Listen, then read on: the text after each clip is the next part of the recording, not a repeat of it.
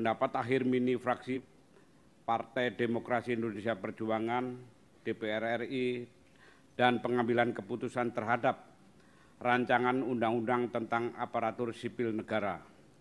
Disampaikan oleh Endro Suswantoro Yahman, nomor anggota A152, Dapil Lampung. Assalamualaikum warahmatullahi wabarakatuh. Salam sejahtera untuk kita semua. Om Swastiastu, Namo Buddhaya, salam kebajikan, merdeka. Yang terhormat Saudara Pimpinan Rapat serta segenap kawan-kawan anggota Komisi 2 DPR RI, yang terhormat Saudara Menteri Pendayagunaan Aparatur Negara dan Reformasi Birokrasi Republik Indonesia, Menteri Keuangan Republik Indonesia, Menteri Dalam Negeri Republik Indonesia, dan Menteri Hukum dan HAM Republik Indonesia, masing-masing dengan jajarannya, serta hadirin sekalian yang mulia dan berbahagia. Pertama-tama, marilah kita panjatkan rasa syukur kehadirat Tuhan Yang Maha Esa yang memungkinkan kita bersidang pada hari ini. Hari ini, hari Selasa, tanggal 26 September 2023. Selasanya itu Selasa Kliwon. Itu hari keramat, hari Anggoro Kasih kalau orang Jawa, Bali maupun Banyuwangi. Itu hari cinta kasih. Semoga hari ini, hari keramat Anggoro Kasih ini mengasihi tenaga honorer untuk ke depan lebih baik. Sidang kali ini dalam rangka pengambilan keputusan pembicaraan tingkat 1, penyampaian pendapat akhir mini fraksi, dan pemerintah terhadap rancangan undang-undang tentang aparatur sipil negara. Saudara pimpinan dan anggota, Saudara Menteri beserta hadirin yang mulia, sebagaimana diketahui bersama, cita ideal menghadirkan negara dalam denyut nadi kehidupan masyarakat di seluruh tanah air, baik mereka yang berdiam di dalam negeri maupun dalam perantauan di luar negeri, terus diupayakan secara berkelanjutan dan konsisten, fakta sosiologis dan empiris untuk mewujudkan cita ideal tersebut, mengharuskan kemampuan adaptasi baik dari aspek dasar hukum maupun ketangguhan birokrasi pemerintah dan pemerintahan dalam memberikan pelayanan kepada masyarakat sebagai salah satu tugas pokoknya. Dalam konteks dimaksud, fraksi PDI Perjuangan DPR RI dapat memahami tersusunnya rancangan undang-undang tentang aparatur sipil negara sebagai usul inisiatif DPR RI yang pada awalnya bersifat perubahan terbatas dari Undang-Undang Nomor 5 Tahun 2014 tentang aparatur sipil negara. Namun, dalam perkembangannya mengharuskan tersusunnya RUU baru yang mencabut dan menggantikan Undang-Undang Nomor 5 Tahun 2014 tentang aparatur sipil negara tersebut.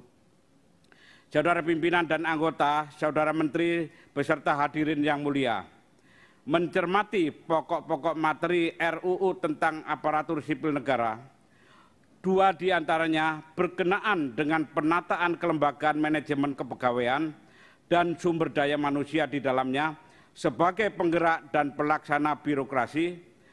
Terdapat perubahan yang tergolong radikal, dalam arti mengembalikan atau setidak-tidaknya mendekatkan kembali kelembagaan pengelolaan kepegawaian agar tetap melekat dengan kementerian terkait atau dapat menjadi bagian organisasi struktural pada kementerian.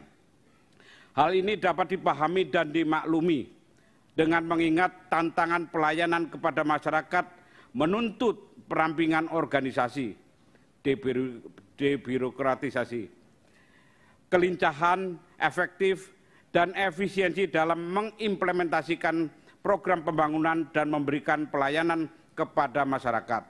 Dengan demikian, tidak bisa dihindari perampingan membawa konsekuensi pada likuidasi beberapa kelembagaan yang sebelumnya ada. Saudara pimpinan dan anggota, Saudara Menteri beserta hadirin yang mulia, Sedangkan berkenaan dengan penataan kepegawaian atau sumber daya manusia di dalamnya, salah satunya terkait keberadaan tenaga honorer atau non-ASN yang membutuhkan kepastian hukum untuk diberikan atau mendapat status sebagai PNS atau P3K, dua nomenklatur ASN yang tidak mengenal istilah honorer. RUU ASN hasil pembahasan telah memberi ruang kepastian hukum untuk menghindari penghapusan massal tenaga honorer yang ada dengan perluasan keberadaan P3K menjadi P3K penuh waktu dan paruh waktu untuk dapat mengakomodir tenaga honorer yang ada tersebut. Selain itu, tenaga honorer yang ada tetap mendapatkan alternatif kesempatan menjadi PNS sebagai layaknya warga negara yang melanjutkan atau memberikan pengabdian diri sebagai ASN terutama PNS. Rancangan undang-undang tentang ASN juga memberi batas waktu penataan dan penyelesaian pegawai non-ASN atau nama lainnya termasuk di dalamnya tenaga honorer selambat-lambatnya Desember 2024. Juga adanya larangan instansi pemerintah mengangkat pegawai non-ASN atau nama lainnya selain pegawai ASN sejak undang-undang ini berlaku.